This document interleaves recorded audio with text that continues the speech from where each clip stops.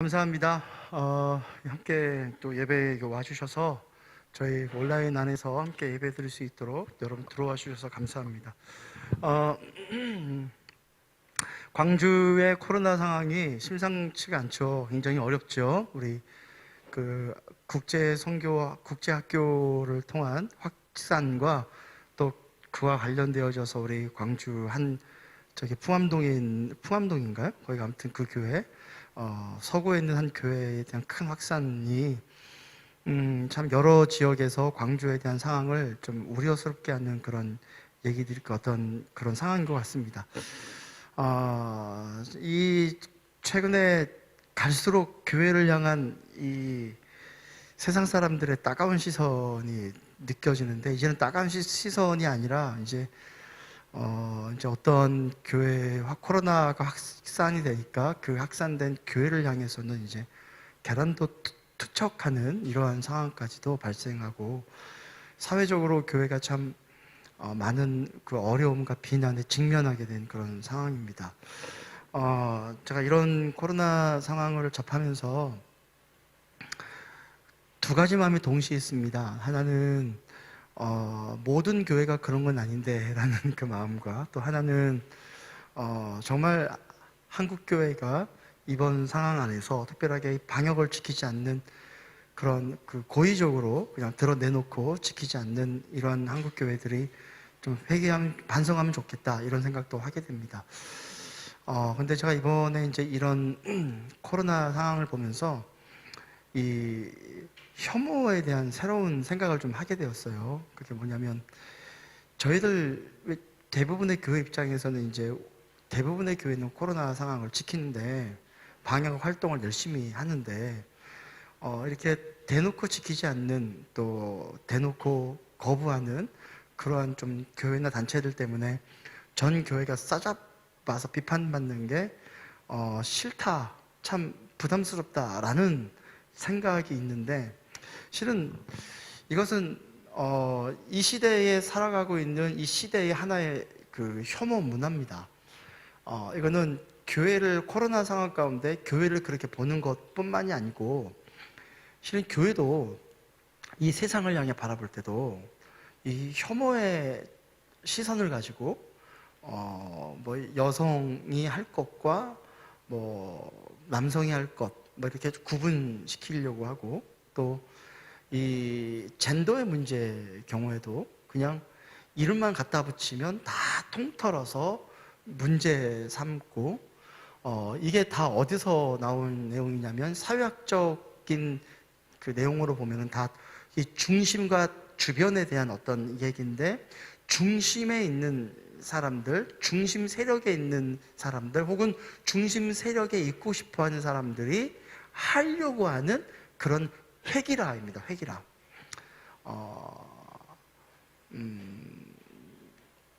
일반화. 무슨 말이냐면, 그 상황, 그 사람과 그 상황과 환경과 조건을 다 살펴보며 한 사람 한 단체 따로따로 봐야 될 시선이 필요한데, 실은 그런 시선으로 보지 않고 사람들은 자꾸 중심에 있으면서 그 중심의 어떤 힘을 가지고 평가하고 재단하고 일반화시켜서 그거를 비판해버리는, 이것이 바로 혐오의 문화이죠. 이 교회가 이 혐오의 이 대상이 됐습니다. 그냥 다 일반화시켜버리는 거죠. 교회에 대한 모든 교회들이 다 그런 거 아니냐라고 일반화시키는데, 실은 할 말이 참 교회도 많겠습니다만 우리도 좀 할 말이 없습니다. 교회 입장에서도 지금까지 세상은 거룩하지 않는 곳, 교회는 거룩한 곳, 이런 입장으로서의 얘기를 많이 했었고, 또 교회가 뭐 남성이 해야 될 거, 여성이 해야 될 거 막 구별시키고, 또 교회가 젠더의 문제에 있어서도 교회가 그냥 한 가지 이름으로 그냥 다 몰아세워버리는, 그래서 이 사회학적으로 굉장히 중요한 개념 중에 하나가 바로 주변의 소리를 듣는 귀를 경청할 수 있는 능력을 가진 사람들이 이 시대를 끌어가는 중요한 인물들이라고 얘기를 합니다.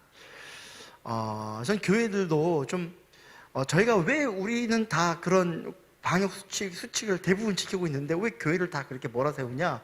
라고 우리가 그렇게 말할 수 있지만, 실은 그것에 대해서 우리가 반감을 표출하고, 또 코로나 때문에 우리가 사회 사람들과 막 저항하고 사회 사람들과 막 싸우고 이러할 문제라기보다는요, 이런 기회를 통해서 저희 교회가 반드시 가져와야 될 한 가지 중요한 개념이 있는데, 그건 바로 우리부터 세상을 향해서 디테일하게 보는 연습을 하는 겁니다.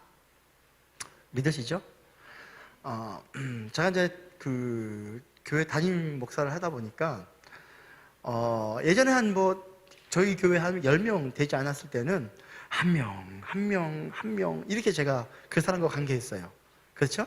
한 명 관계했는데, 저 역시도 어떤 제 태도가 있냐면, 교회가 좀 불어나니까 어떤 태도가 있냐면, 마정은 비지, 마교리 비지, 우리 사모님 비지, 전도사님 비지, 이번에 새로 시작한 우리 이지연 집사님 비지, 우리 오늘은 얼굴 안 보이지만 정혁 비지, 이렇게 어떤 특정한 그룹화를 시켜서 그렇게 봐버리려고 하는 그런 제안의 태도가 굉장히 있어요. 이게 어떤 사람이 많아지고 좀 이렇게 뭔가 이렇게 힘이 있고 권력이 있으면 꼭 그렇게 되더라고요.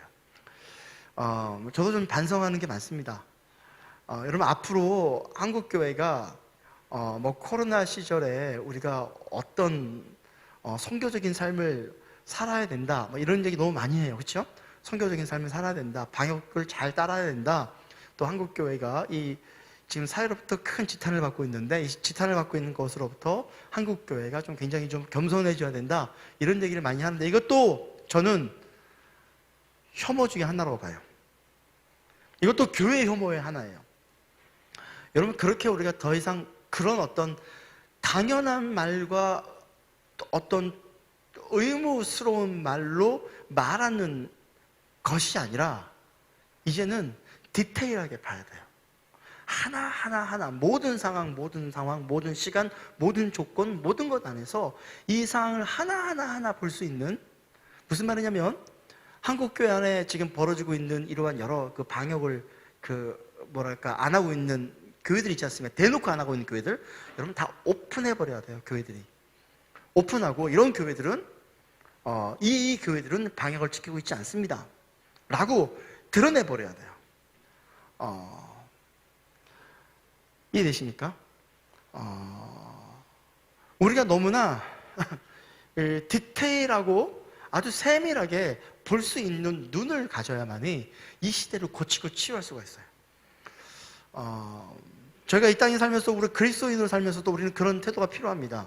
어떤 태도가 필요하냐면, 여러분 살아가는 모든 상황 안에서 혹시 학교에서 가르치는 분도 있을 거고, 회사에서 일하시는 분도 있을 거고, 여러 입장이 있을 거예요. 여러분, 우리 안에 어떤 시스템이 필요하냐면요, 한 사람 한 사람을 우리가 바라보고, 한 사람 한 사람을 우리가 이해하고, 그 한 사람 한 사람을 한 인격체로 우리가 대해주는 그런 디테일함이 굉장히 필요합니다. 할렐루야, 아멘. 그래서 제가 최근에 페이스북에 글을 하나 올렸는데, 혐오의 어둠을 디테일의 빛으로 비추자라고 최근에 제가 페이스북에 글 하나 올렸습니다.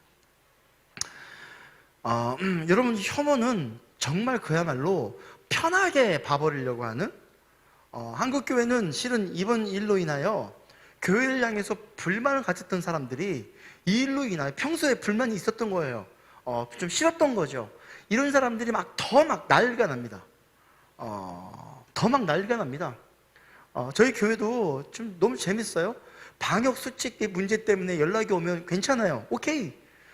그게 우리가 문제라면. 근데 조금 교회에서 좀 낮 11시 예배에 우리가 당연히 예배하는데 소리가 어떻게 안 날 수 있어요? 우리 문 다 잠그고 찬양하고 있어요. 할렐루야? 다 열심히 하고 있어요. 그런데 그냥 소리 조금 난다고 막 전화가 오는 거예요. 전화가. 평소에 좀 하지. 코로나 이전에 연락도 한 번도 안 하고 찍소리도 못 하다가 이제 코로나 터지니까 막 연락하고 막, 이때가 기회야. 밟아버려야지. 여러분, 밟힐지어다. 똑같이 밟힐지어다. 정말 이 디테일한 문화가 없는 거예요. 이 시대 안에 디테일한 문화가 없어요. 너무 하나하나 그 상황, 그 환경에 맞게 말할 줄을 몰라요. 그냥 비겁한 거죠. 그냥 뒤에 숨었다가 그냥. 여러분들도 우리 특히 교회에 다니는 하나님 믿는 사람들이 우리 삶 안에서 그런 존재로 살지 않으시기를 축원합니다. 평소에 불만 있으면 평소에 푸세요. 할렐루야. 기회를 받다가 그냥 요즘 제가 왕따 분위기야. 기회는 왔어. 여러분 무슨 중학생도 아니고 초등학생도, 죄송합니다, 중학생 혐오죠 이게. 요즘 무슨, 여러분 우리가 이 시대에 지금 제가 가만히 생각을 해봤어요. 우리가 굉장히 디테일하게 이 상황을 봐야 돼요. 우리가 드러내야 될 건 드러내야 되고요, 또 겸손할 건 겸손해야 돼요. 할렐루야. 아멘이시죠? 제 앞에 우리 정은자매님이 앞에 딱 앉아있어요. 한 사람 얘기해서 죄송해요. 구체적인 상황을 말하지 않을게요. 제가 정은자매님을 만날 때 정은자매님이 수없이 많은 저와 관계가 있는 분야가 있어요. 그렇죠? 플로우 하이 모임, 축제교회, 싱어, 또 비지장, 무수히 많은 정은자매와의 나와의 관계의 디테일함이 있어요. 그렇죠? 근데 제가 오직 한 가지만 대하는 거예요. 정은이 그럴 거야? 모든 일에 정은이 그럴 거야? 그러면 어떻게 되겠어요? 정말 기분 나쁘죠. 정은자매 기분 안 나쁜가 봐요. 목사님 저 그렇게 봐도 되는데요? 이런 눈빛인데 절대 안 그렇죠. 제가 다 알아요. 여러분, 저는 우리 한국교회 특별하게 이 시대의 이 시대를 살아가고 있는 우리 그리스도인들이 정말 디테일하게 세상을 볼 수 있는 문이 열리기를 소망합니다. 아멘? 디테일하게 봐야 돼요. 한국교회를 향해서도 그런 비판이 있는데, 여러분 저희도 이번 비판받을 때 좀 납작 엎드려져야 됩니다. 뭐냐면 우리가 그렇게 세상을 봤던 것에 대해서 우리가 지금 투사받고 있는 거예요. 그렇게 우리가 지금까지 해왔던 것에 대해서 우리가 거울을 보듯이 우리 모습을 지금 스스로 보는 거거든요. 여러분 따라서 해볼까요? 혐오의 어두움을 디테일의 빛으로 비추어라. 이거 2021년 축제교회 표 할까요?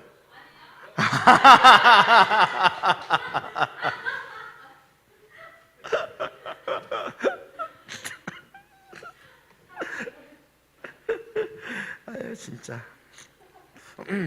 고맙습니다. 너무 시원하게 말해줘서. 지선자매님이 지금 모니터 사이에 가려서 얼굴이 안 보이는데 참 이렇게 가려진 목소리였어요. 숨겨진 목소리. 네, 여러분 기도 많이 합시다. 교회가 코로나 시절에 진짜 세상을 이끌어가는 리더십이 되고 싶은데 참 어렵네요. 그렇죠? 제가 페이스북에다가 저희 교회 칭찬하는 건 아닌데 제가 스스로 저희 교회 자랑이 아니라 뭔가 이렇게 이 시대의 교회가 좀 잘하자 이런 개념으로 제가 좀 글을 올렸어요. 좀 이렇게 여러분 잘합시다. 그리고 우리가 정말 잘 섬기고 특별하게 우리 시선부터 바꿉시다. 디테일하게 보십시다. 아멘. 너무너무 중요해요. 할렐루야. 저는 이 부분에 대해서 좀 시간이 되면 좀 이 혐오에 대한 우리가 시선을 바꿀 수 있는 그런 강사분 한 분을 한번 주일날 초대해야 되겠다. 그리고 우리가 어떻게 세상을 좀 보고 살아야 되는지 좀 그 시선을 줄 수 있는 분을 초대해야 되겠다. 이런 생각도 하고 있어요. 그래서 한번 조만간 한번 모셔볼게요. 할렐루야. 네, 모셔봐서 한번 저희가 좀 강의도 듣고 또 설교 형식으로 아무튼 뭐 주일날 들을 수 있을지 모르겠지만 아무튼 특강을 갖든지 좀 그런 시간을 가져야 되겠습니다. 네. 제가 오늘 사설이 너무 길었습니다. 할렐루야. 사설 길다는 것은 할렐루야 한 뜻이죠. 아무튼 사설이 길었습니다. 오늘 예배 축제교회 특집, 축제교회 10년 특집 시리즈, 예배 시리즈 오늘 5번째이고 아마 다음 주까지 예배에 대한 얘기를 좀 진행을 하겠습니다. 그리고 이 예배 시리즈의 결정판은 아니지만 이 예배에 대해서 우리가 6번 다음 주까지 진행을 하고요. 제가 지금 그 예배에 관련한 전문가를 모셔서 저희 주일 말고 주일은 그분도 자기 교회를 섬기고 계셔가지고 다른 날 한번 저희가 기회를 잡아서 예배에 대해서 했던 이 모든 것들을 좀 정리할 수 있는 그런 예배 전문가를 모셔서 한번 좀 마무리 강의를 한번 하려고 합니다. 그래서 아마 화요 모임이 될 것 같아요. 저희 플로우 화요 모임 많이 사랑해 주시고 여러분 많이 와주세요. 할렐루야. 많이 와주세요. 아멘. 플로우 온라인입니다. 그래서 한번 시간을 가져볼 테니까 여러분 관심 있는 분들은 그 함께 좀 온라인 그 시간도 함께 참여해 주시면 너무 감사하겠습니다. 오늘 말씀의 제목은 아벨과 가인의 예배입니다. 오늘 아벨과 가인의 예배를 입이 헷갈려요. 가인과 아벨과 가인의 제사에 대해서 함께 여러분과 나누고 또 저희가 기도하는 시간을 갖도록 하겠습니다. 창세기 4장 1절부터 7절까지입니다. 창세기 4장 1절부터 7절까지. 네, 저와 여러분이 번갈아 가면서 교독하며 읽도록 하겠습니다. 아담이 자기 아내 하와와 동침하니 아내가 임신하여 가인을 낳았다. 하와가 말하였다. 주님의 도우심으로 내가 남자아이를 얻었다. 하와는 또 가인의 아우 아벨을 낳았다. 아벨은 양을 치는 목자가 되고 가인은 밭을 가는 농부가 되었다. 세월이 지난 뒤에 가인은 땅에서 거둔 곡식을 주님께 제물로 바치고 아벨은 양떼 가운데서 맛배의 기름기를 바쳤다. 주님께서 아벨과 그가 바친 제물은 반기셨으나 가인과 그가 바친 제물은 반기지 않으셨다. 그래서 가인은 몹시 화가 나서 얼굴빛이 달라졌다. 주님께서 가인에게 말씀하셨다. 어찌하여 네가 화를 내느냐? 얼굴빛이 달라지는 까닭이 무엇이냐? 네가 올바른 일을 하였다면 어찌하여 얼굴빛이 달라지느냐? 네가 올바르지 못한 일을 하였으니 죄가 너의 문에 도사리고 앉아서 너를 지배하려고 한다. 너는 그 죄를 잘 다스려야 한다. 아멘. 저번 주에 우리가 프레이즈와 월십에 대한 얘기를 했습니다. 프레이즈는 하나님이 우리에게 주시는 그러한 어떤 은혜, 어떤 기적, 어떤 여러 가지 하나님이 주시는 것에 대해서 우리가 반응하는 정도에 멈춰 있는 것을 저희가 프레이즈라 했습니다.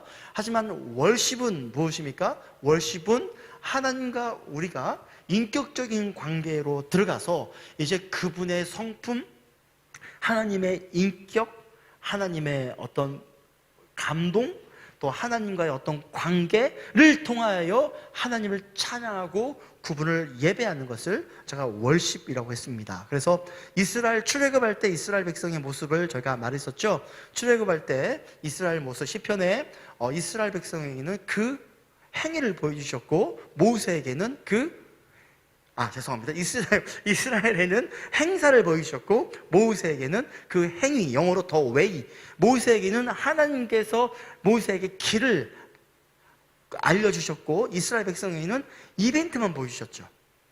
이건 하나님이 보여주신 것이 아니라 그들의 관심에 따라 본 것이라고 말씀드렸습니다. 그래서 둘 차이가 얼마나 큰 것인지를 제가 저번 주에 설교를 했습니다. 모르신 분들은 저번 주 설교를 참조해 주시면 너무 감사하겠습니다. 그 기반 안에서 오늘은 두 번째로 넘어갔는데, 이미 하나님께서 우리에게 준비시켜 놓은 일들에 대한 얘기를 오늘 가인과 아벨의 제사를 통하여 여러분과 한번 얘기를 해보도록 하겠습니다.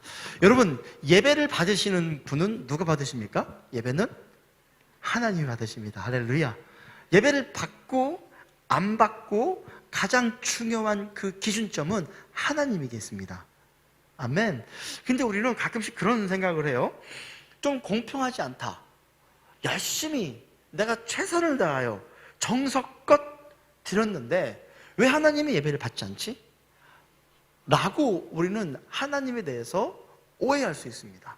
여러분, 그러나 그 말에 대해서 우리는 한 가지 오늘 굉장히 중요한 단어가 나오는데 바로 그거는 믿음에 대한 영역입니다. 무엇에 대한 영역이요?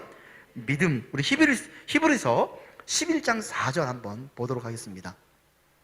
히브리서 11장 4절 제가 읽겠습니다. 믿음으로 아벨은 가인보다 더 나은 제물을 하나님께 드렸습니다. 이런 제물을 드림으로써 그는 의인이라는 증언을 받았으니 하나님께서 그의 예물에 대하여 증언하여 주신 것입니다. 그는 죽었지만 그 믿음으로 말미암아 아직도 말하고 있습니다. 지금 하나님이 아벨과 가인의 이 제물을, 아까 우리가 창세기 말씀 보면은요, 하나님이 아벨과 아벨의 제물은 연락하셨지만 가인과 가인의 제물은 연락하시지 않았다는 거예요. 이 단어는 굉장히 중요한 단어인데, 아벨의 제물을 하나님이 받으신 것에만 멈춰 있는 것이 아니라 아벨과 아벨의 제물을 받았다 그랬어요.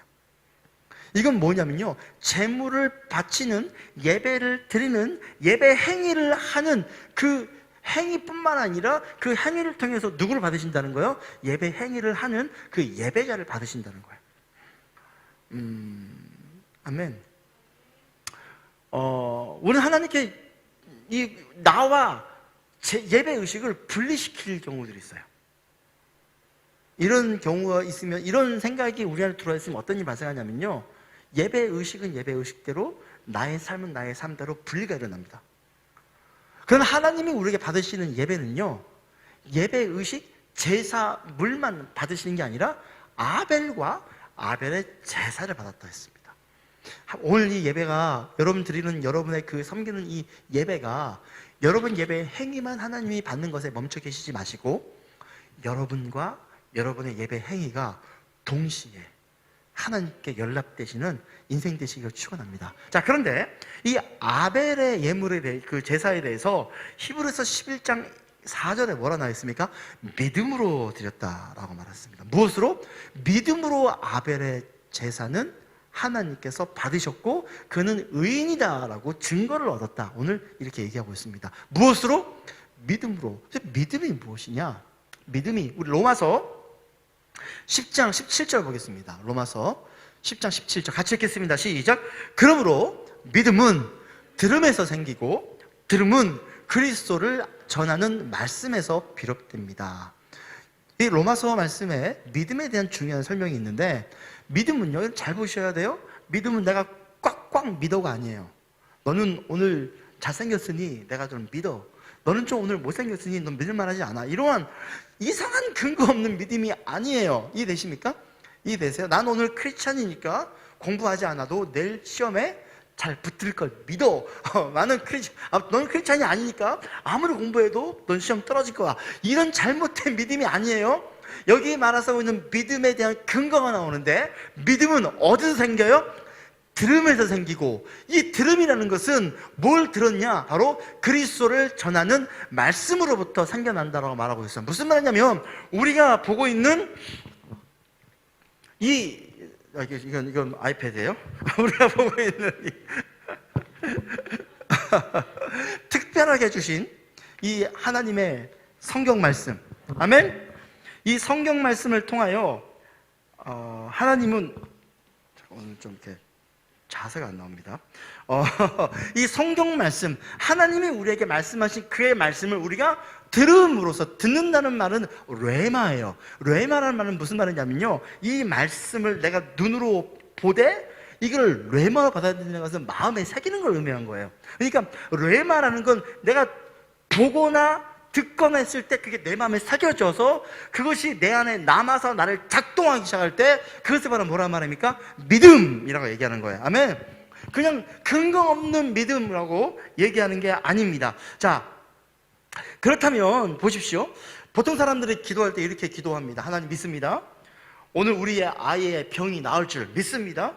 하나님 믿습니다. 주님께서 돈을 주실 줄 믿습니다. 하나님 믿습니다. 축제교회가 부흥될 줄 믿습니다. 뭐 이렇게 잘못된 예를 말하고 있는데 아멘 하면서 어떻게 합니까? 여러분, 그 믿습니다 단어에 대한 근거를 보면은요, 우리 아이가 나을 줄 믿습니다. 돈이 들어올 줄 믿습니다. 부흥될 줄 믿습니다. 무슨 말이냐면요, 이 믿음이라는 단어를 사용하면 이렇게 기도해도 틀리진 않아요. 아멘? 틀리진 않습니다. 근데 조금 더 우리가 이 말씀의 근거에서 좀 세밀하게 얘기를 해야 되는 거예요. 무슨 말이냐면, 믿음에 대한 근거가, 우리가 믿음에 대한 근거가 없이 믿습니다 말을 남발하기 시작할 때 그 믿음이 어떤 믿음인지를 모른 채 우리가 사용하기 때문에 우리 자신이 연락되고 우리 자신이 하나님께 드려지는 예배가 아니라, 그냥 오늘 내가 예배 드리니까 하나님 예배를 받을 줄 믿습니다 하면서 그냥 나와 상관없이 예배를 드리고 있는 상황이 발생되는 거예요. 내 마음의 고백함이 없이 그냥 믿습니다는 거죠. 여러분, 이렇게 기도를 바꾸면 좋을 것 같아요. 무슨 말이냐면, 내 아이 병이 나을 줄 믿습니다가 아니라, 하나님, 예수님께서 이 땅에 오셨을 때 굉장히 설명이 길어지지만 중요해요. 왜냐하면 그 근거를 가지고 기도해야 되거든요. 이 땅에 오셨을 때 아이들을 멀리하지 아니하시고 가까이 오기를 좋아하며 또 그들을 치유하시고 고치셨던 우리 예수님의 능력을 내가 압니다. 이러한 예수님의 능력으로 우리 아이가 낳기를 제가 기대합니다. 하나님 낳게 하여 주십시오. 이게 바로 무슨 기도냐면 언약을 근거로 한 기도예요. 하나님이 가장 마음 흔들리며 지켜줄 수밖에 없는 하나님의 기도 요청이 있는데 그게 바로 언약을 기반한 기도예요. 무슨 말 내가 이해하는 거예요. 하나님이 어떠한 분인지를 아는 거예요. 아멘? 그 말씀을 근간해서 기도하는 습관을 우리가 들일 필요가 있어요. 아멘. 돈을 구할 때도 그냥 하나님 돈 주세요. 제가 실은 그런 기도 많이 하고 싶습니다. 하나님 돈 주세요. 아멘. 자, 지금 저희가 이제 뭐 축제교회가 성도가 많은 성도는 아닌데 저희가 지금 멀티미디어와 이쪽 찬양과 이쪽에 관심이 많잖아요. 여러분 이쪽에 한번 마음이 사겨지고 눈이 가기 시작하면요, 이쪽에 들어갈 돈은 어마어마합니다. 끊임없이 새로운 기계와 새로운 장비가 눈에 들어오는데 와, 이거 정말 감당할 수가 없습니다. 할렐루야. 근데 어떻게 합니까? 이것이 우리 예배 가운데 필요하다면 해야 되죠. 아무튼 여러분, 우리가 기도할 때 좀 더 구체적으로 하나님이 어떠하신 분인지를 알고 기도하는 건 너무너무 중요합니다. 여러분이 이 아벨의 제사가 믿음으로 드렸다고 오늘 표현하고 있는데, 그렇다면 이 아벨이 믿음으로 드렸다는 것은 이 아벨이 어떻게 예배를 드렸다는 것입니까? 하나님이 원하시는 대로 이 아벨은 제사를 드렸다는 거예요. 그렇죠? 이 두 사람이 제물을 드립니다. 아벨은 무엇으로 드렸습니까? 양을 잡아서 피의 제사를 드렸습니다. 그리고 가인은 원래 농사 짓는 사람이었어요. 여러분 아시겠지만 옛날에는 목축업보다 더 첨단 사업이 농사였어요. 있으시죠? 그래서 이 가인은 농사 짓는 사람이어서 이 농산물로 주께 드렸습니다. 근데 하나님이 누구의 예물만 받으셨습니까? 아벨의 제물만 받으셨습니다. 벌써 하나님이 육식이신가? 이건 우리가 판단한 생각이죠. 하나님 왜 고기를 좋아하시지? 하나님은 고기를 좋아하시구나? 이렇게 생각하시는데 그런 내용이 아닌 거죠. 여러분 잘 보셔야 됩니다. 아담과 하와가 에덴에 살고 있었을 적에 가인과 아벨의 엄마 아빠죠. 아담과 하와가 에덴에 살고 있을 때 그들은 하나님과 약속을 했습니다. 무슨 약속을 했습니까? 이곳에 있는 모든 나무 실과를 다 먹어도 되되 동산 한가운데 있는 선악을 알게 하는 나만 먹지 말아라. 그런데 아담과 하와는 그들의 의지보다는 이 뱀의 속임, 이 뱀이라는 동물이 아니라 이 사탄의 속임에 의해서 이 선악과를 먹게 됩니다. 이 선악과를 먹으면 그들에게 반드시 하나님과 했던 약속의 결과물은 죽음이었습니다. 그렇죠? 하지만 하나님은 이 선악과를 먹은 아담과 하와를 죽이는 데 관심이 있지 않았어요. 하나님의 관심은 아담과 하와가 다시 한번 하나님과 관계가 회복되어져서 원래의 그 관계로 회복되는 것에 대한 관심이 더 크셨어요. 아멘. 그리고 아담과 하와는 이 선악과를 먹자마자 하나님께 거짓말하고 하나님을 회피하지만 하나님은 아담과 하와를 직면하십니다. 그리고 그들의 죄에 대한 문제의 결과물은 죽음인데 이 아담과 하와를 죽이는 것이 아니라 안타깝게도 그 에덴 동산에 있는 동물을 대신 죽여 그 동물의 피를 흘리게 하고 그 동물의 가죽을 이 두 사람에게 입혀서 그들이 죽음을 면하게 했습니다. 그러면서 아담은 이 에덴 동산에 나가면서부터 그 하나님과의 관계 회복을 위한 그 피의 이 사건을 아담은 기억하며 제사를 드릴 때마다 그 단에다가 피의 제사를 드렸고 이 장면을 아벨과 가인은 보고 자랐습니다. 그렇죠. 그런데 이 아벨과 가인과 아벨이 하나님께 제사를 드릴 때가 되니까 어떤 일이 발생했냐면, 아벨은 그의 부모님이 했던 제사의 방법을 배워 양을 희생해서 피의 제사를 드렸지만, 이 가인은 어떤 제사를 드렸습니까? 자기가 수확한 농산물을 주께 드려서 제사를 드렸습니다. 여러분, 여기에 우리가 큰 문제가 있는 거예요. 예배에 대해서 받고 안 받고, 우린 여기서 그 생각하거든요. 아니, 정성껏 1년 동안 모은 농산물을 하나님께 드리는 게 뭐가 잘못이에요? 여러분, 구약의 제사에 보면은요, 이 소제가 있습니다. 이 농산물을 가루로 만들어서 바치는 제사가 있어요. 그렇죠? 이 농산물로 바치는 것 자체가 죄가 아니에요. 근데 여러분, 가장 중요한 건 하나님이 원하시는 제사를 이 가인에게는 관심이 없었다는 거예요. 본인이 자기가 열심히 해서 노력해서 만든 재물을 하나님께 바치면 그것이 된다라고 생각하고 살았던 거죠. 하지만 이 제사를 왜 드렸어야 했는지, 왜 그들의 부모가 피의 제사를 드렸어야 했는지 이들은 모를 수가 없어요. 말을 했을 거죠, 분명하게. 이 아벨은 이 제사 드릴 때 이 동물을 잡아 피를 흘려서 이 하나님 앞에 이런 예물을 드리며 나아가세요. 히브리서 10장 19절 보겠습니다. 히브리서 10장 19절. 자, 그러므로 형제자매 여러분, 우리는 예수의 피를 힘입어서 담대하게 지성소에 들어가게 되었습니다. 할렐루야, 아멘. 굉장히 중요한 개념입니다. 아담과 하와가 이 땅에 지어져서 하나님이 보내실 때부터 그 하나님은 공동체 하나님이 있어요. 할렐루야. 아바 하나님 그분만 계신 것이 아니라 우리 성자 예수 하나님, 그리고 성령 하나님도 함께 있었던 공동체 하나님이었어요. 아멘이십니까? 이 공동체 하나님이 이 사람을, 세상을 만들고 사람을 지을 때부터 이분들은 알고 있었어요. 뭘 알고 있었습니까? 사람이 첫 지은 사람부터 죄를 지을 거라는 걸. 그리고 모든 사람이 하나님을 배신하여 그들이 등을 돌리라는 것을 처음부터 알고 계셨지만, 하나님은 처음부터 준비해 놓은 게 있으셨습니다. 그게 바로 무엇입니까? 이런 계약을 다시 한번 재계약하기 위하여 하나님의 아들이신 그 하나님의 공동체 중에 한 분인 성자 예수님께서, 할렐루야, 자기 자신을 대속물로 내주어 자기 자신을 대신 죽어내요. 이 아담과 하와의 죄 때문에 죽은 동물처럼 자기 자신을 대신 내어줘서 이들의, 인류의 모든 죄를 이 예수 그리스도가 회복하는 존재로 본인이 책임을 져야 된다는 건 처음부터 준비된 일이었어요.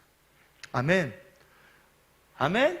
그래서 하나님은 처음부터 이 아담과 하와에게 이 그들이 살 길을 말아주면서 동물의 이 피를 바치겠지만, 이 피는 실은 하나님의 인식 안에, 그 공동체 하나님의 인식 안에서는 앞으로 예수 그리스도가 너를 위하여 이렇게 십자가에 죽을 것이라는 하나님의 그런 준비였고, 성경에 보면 끊임없이 피의 제사를 중요시 여기면서 동시에 예수님에 대한 얘기가 끊임없이 나오고 있습니다.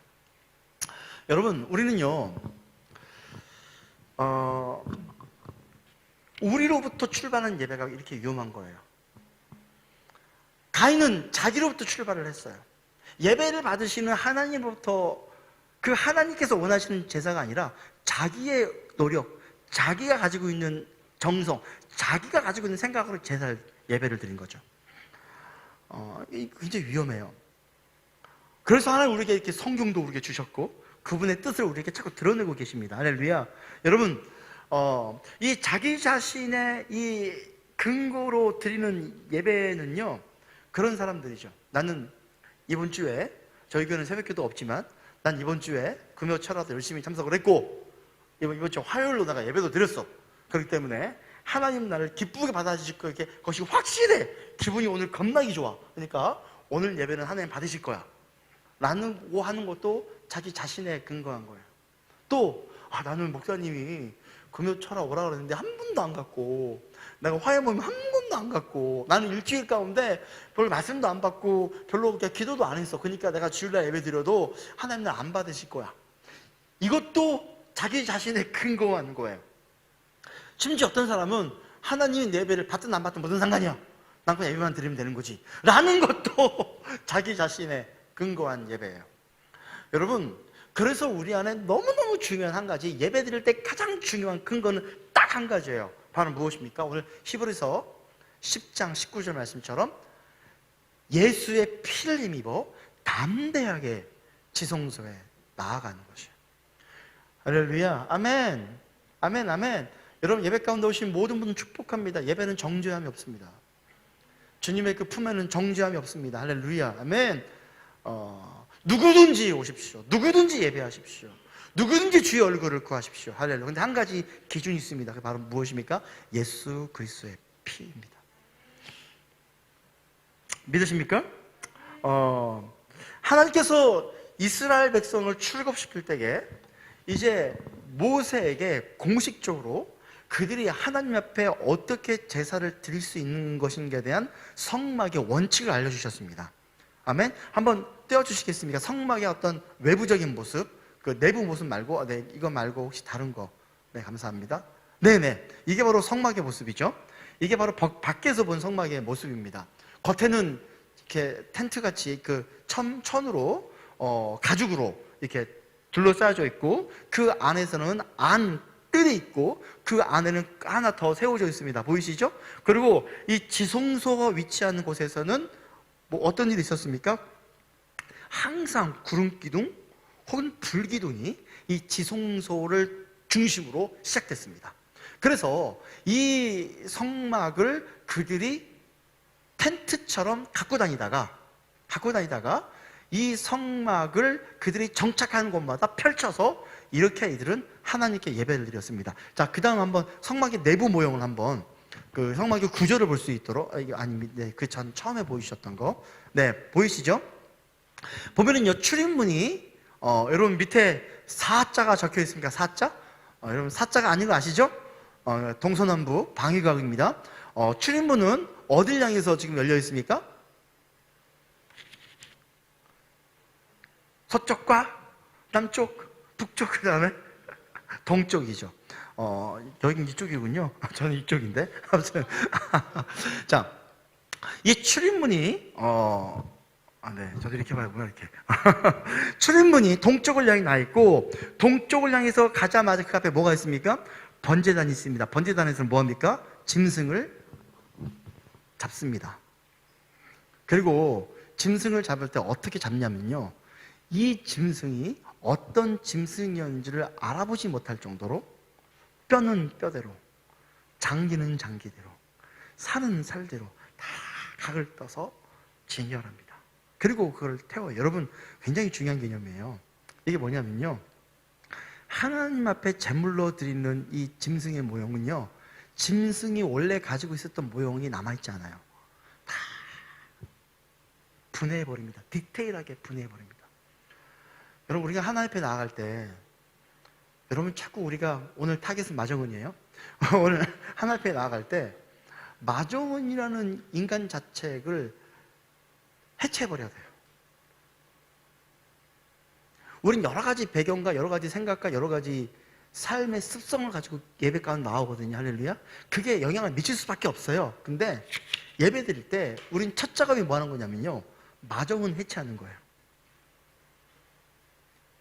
일주일간 살았던 마정은의 생각, 마정은을 영향 미쳤던 많은 매스미디어들, 또 사랑하는 사람과의 관계, 가족과의 관계, 모든 것이 있잖아요. 그거를 예배가 나왔을 때는요, 해체해버리는 거예요.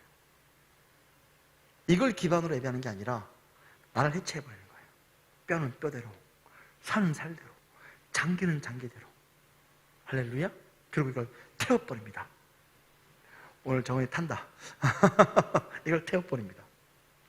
그러면 거기서 향이 나오기 시작하죠. 할렐루야. 그러면서 짐승을 잡을 때 나오는 피를 대제사장은 잡습니다. 이렇게 그 항아리에, 이 짐승의 피를 넣는 이 금 항아리에 이거를 딱 담습니다. 여러분, 제사장은 이 제사 안에 들어올 때 이 제사장은 장화를 신고 제사를 진행을 해요. 왜냐하면 이 제사장은 장화를 신고 제사를 진행하는 이유는 그 짐승의 피가 땅바닥에 완전히 깔려서 진흙으로 찔꺽거리기 때문에 이 제사장은 이 찔꺽거리며 이 장화를 치며 제사를 집도해요. 그리고 그 피를 받은 상태에서 이 번제단을 지나 그 다음 뭐가 보입니까? 뭐가 보여요? 여러분 잘 보세요. 번제단을 지나 뭐가 보여요? 물두멍이. 물두멍에서 뭐 제사장이 이제 자기가 동물을 잡으며 재물을 잡으며 온몸에 묻었던 이 피를 싹 닦아내기 시작하면 거의 목욕 수준으로 닦습니다. 깨끗하게. 이해되시죠? 그리고 그 물두멍에서 다 씻은 다음에 그 피를 가지고 이제 어디로 들어갑니까? 성소로 들어갑니다. 그 성소 가운데는 들어가자마자 금 등대와 진설병이 있습니다. 진설병은 무엇입니까? 이 예수님의 신약으로 우리가 대비하자면 예수님의 살을 의미하고 있는 그런 주님의 이 살을 의미하고 있는 떡을 진설해 놓고 있는 이 장소와 성령님을 상징하고 있는 촛대, 금촛대 이 사이를 지나갑니다. 무슨 말입니까? 신령과 진정으로 혹은 예수의 그 무슨가 말씀과 성령으로 우리 나오죠. 하나님께 예배하는 자는 신령과 진정으로. 신령과 진정은 말씀으로 성령으로 예배하는 거예요. 이 말씀과 성령으로 예배하는 자는 이 말씀에 근거하는 건데 이 예수의 이 피와 예수의 그 죽으심과 이건 말씀이죠.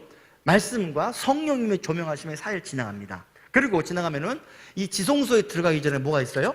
향단에서 우리 춘향이의 몸종 향단이 아니고 향단은 향을 피우는 거예요. 이 감람 그 향을 피우는 이 향단에서 계속 연기가 올라옵니다. 이 연기가 올라오면 이 연기는 향과 연기가 올라오는데 향과 연기는 어디로 주로 들어가게 되어 있습니까? 지성소 안으로 들어갑니다. 그러면 지성소 안이 이 연기로 가득 차 있습니다. 여러분 아시겠지만 성경에요 구름, 연기 이것이 등장하면요 바로 뭘 상징하냐면 하나님의 임재를 등장합니다. 왜냐하면 하나님이 맨눈으로 사람을 보면 큰일 나기 때문에 하나님의 임재를 경험할 때 모세가 시내산에서 하나님의 임재를 경험할 때 그 시내산에는 구름이 가득 있었습니다. 솔로몬이 성전을 지어놓고 하나님이 원하는 대로 성전이 짓고 나니까 그 성전이 지어지자마자 그 성전 안에 보온식 때 성전 안에는 하나님의 구름이 가득했습니다. 그래서 이 향이 지성소를 가득 차게 됩니다. 그러면은 지성소에 들어가자마자 그 바로 첫 번째 뭐가 있어요? 언약궤가 있는데 이렇게 두 천사가 날개를 이렇게 서로 마주보고 있는 그 뚜껑이 바로 속죄소입니다. 뭐라고요? 속죄소. 여기 뚜껑에 피를 붓습니다.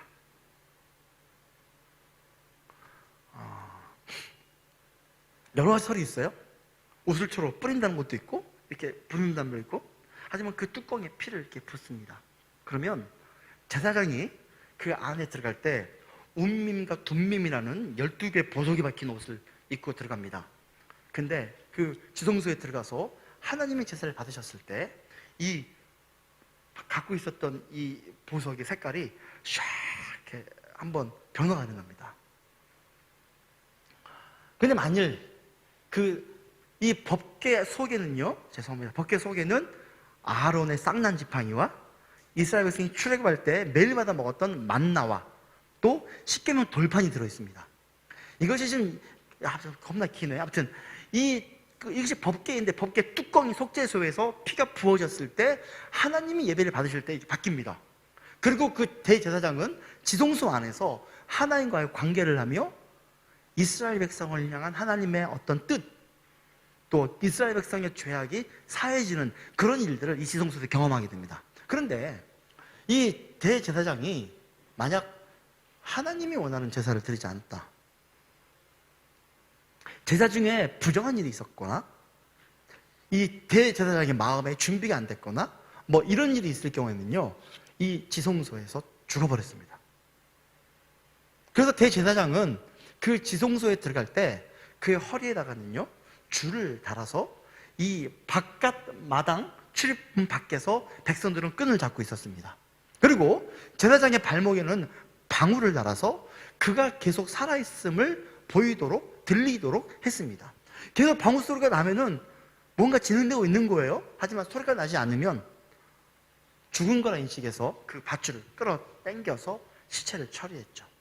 이것이 바로 하나님이 출애굽했던 이스라엘 백성에게 모세를 통해서 그 예배에 대한 모습, 제 하나님이 원하시는 제사에 대한 모습을 아주 디테일하게 설명한 그런 모습입니다.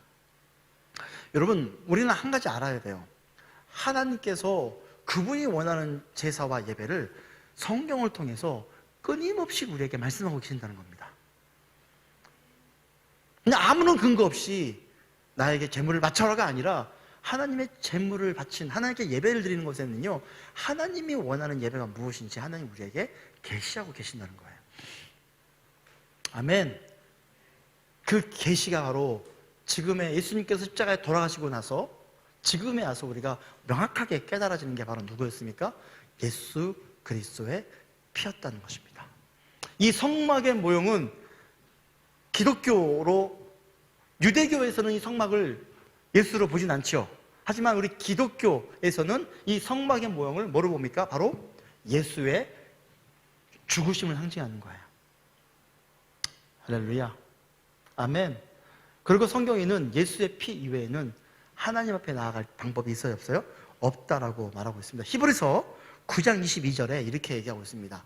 율법에 따르면 거의 모든 것이 피로 깨끗해집니다. 그리고 피를 흘림이 없이는 죄를 사함이 이루어지지 않습니다. 피 흘림이 없으면 죄 사함이 없다라고 얘기합니다. 여러분, 우리가 예배 가운데 나갈 때 오직 한 가지 근거는 예수 그리스도의 피입니다. 주님의 보혈입니다. 믿으시죠? 아멘. 여러분, 예배 가운데 나올 때 여러분이 가지고 있는 과거의 경험 또 상태 알아요. 어떤 분들은 막 이렇게 그 친구랑 싸우다 오기도 하고, 뭐 어떤 분들은 형이랑 누나랑 언니랑 오빠랑 싸우다 교회 올 수도 있고, 그래 안 그래요? 또 어떤 분들은 이게 이번 주에 내가 통장에 돈이 딱 떨어져가지고 예배를 내가 드리는 게 맞냐 틀리냐 온갖 생각들이 막 우리에게 와요. 제가 오늘 찬양하면서 무슨 생각이 들었냐면요, 익숙한 찬양을 하면은요 저희가 한 가지 어려움이 있어요. 그게 뭔지 아십니까? 익숙한 찬양을 하면은요 제가 딴 생각을 해요. 이해되십니까? 제가 좀 이렇게 긴장해야 될 곡을 부르잖아요? 그럼 제가 정말 몰입을 하거든요? 근데 익숙한 곡을 부르면요 찬양하면서 딴 생각을 해요. 갑자기 찬양하면서 제가 그러면 안 되는데 보라 주님은 하나님 막 보면서 좀 찬양해야 되잖아요. 할렐루야. 제가 솔직히 저를 오픈하는 거예요. 근데 보라 주님 할 때 저는 하나님을 안 보고 뭘 보냐면 지금 유튜브에 몇 명이 들어와 있을까, 지금 누구는 예배 드리고 있을까, 누구는 예배하고 있을까, 이걸 보고 있는 거예요. 제가 보라 주님, 구름 타고 아니라 보라 주님 링크 타시고 예배자께서 예배에 들어오시네. 여기에요. 저조차도 끊임없이 드러나는 제 생각과 이것에, 그래서 성경의 시편에 끊임없이 새 노래로 주를 찬양하라 말하고 있어요. 새 노래는 꼭 새로운 노래를 의미한, 실제로 새 노래예요. 시편에 나와 있는 새 노래는 진짜 뉴송이에요. 뉴송이고 새로운, 지금까지 불리지 않았던 새로운 노래. 근데 이 새로운 노래는 영적인 의미로 보면은 새롭게 내가 해석하는 거거든요. 근데 여러분 주 앞에 나갈 때 정말 우리 자신이 예수의 피 아니면 이 예배에 들어갈 수 없음을 우리가 인정하고, 그 예수의 피로 말미암아 내가 이번 주 동안 신앙생활 잘했다고 해서 이 예배가 성공하는 것도 아니고, 이번 주 동안 내가 진짜 마음대로 살았다 해서 예배가 망하는 게 아니에요. 오직 예배는 예수 그리스도의 보혈로만 드리는 거예요. 할렐루야. 아멘. 이러한 성막의 모형을 가지고 솔로몬은 성전을 지었습니다. 보여주십시오. 네, 보이시죠? 이게 바로 성막의 모형을 기본으로 한, 예수님께서 다윗에게 이 성전의 모형을 알려주셨고, 이 다윗에게 알려주셨던 성전의 모형을 다윗은 짓지 못했지만 그의 아들 솔로몬에게 한 동일하게 계시해 주셔서 이렇게 성전이 지어졌는데, 이건 모형이에요. 진짜가 아니라 모형인데 아마 성경에 나타난 그 솔로몬의 성전의 모형을 이렇게 표현한 거예요. 어마어마했죠. 어마어마했죠. 네, 이거 지워주세요. 자꾸 그림 보니까 안 되겠어. 살짝 안 보이게 해주세요. 부탁합니다. 네. 우리가 한 가지 오늘 좀 네? 네. 제가 성전 앞에 딱 서 있으니까 마치 제가 이렇게 뭔가 솔로몬이 된 것 같아요. 위압감이 어마어마하네요. 네. 네. 자, 우리가 정말 한 가지 깨달아야 됩니다. 여러분, 예배는 우리의 힘으로 드리는 것이 아닙니다. 예배는 우리가 하는 우리의 형식으로, 우리의 어떤 시작으로 예배를 드리는 것이 아닙니다. 예배는 오직 예수 그리스도의 무엇을 의지하고 드리는 겁니까? 예수님의 피를 의지하고 예배를 드리는 것입니다.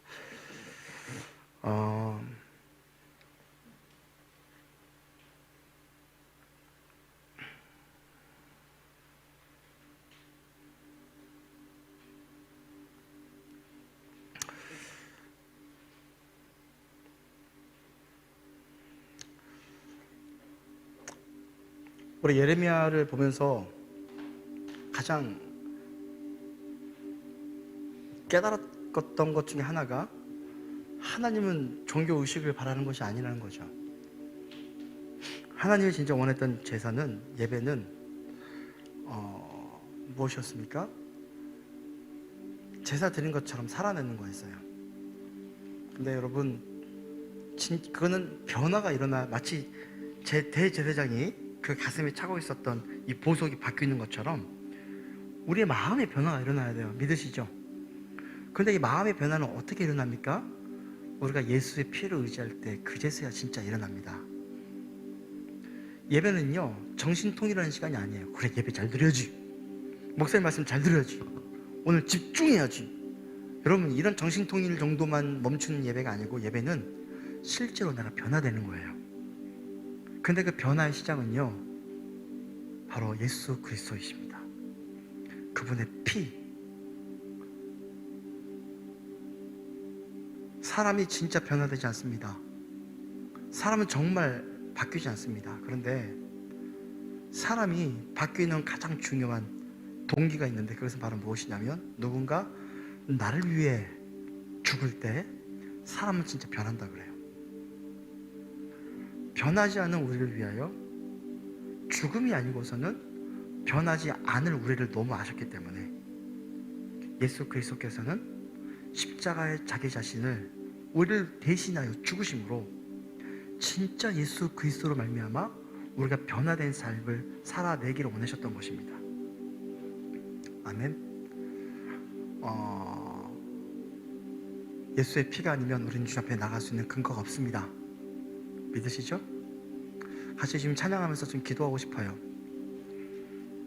주님 앞에 좀 이 노래 부르면서 우리가 좀 이 찬양 부를 때 그냥 익숙한 찬양에 멈춰 계시지 마십시오.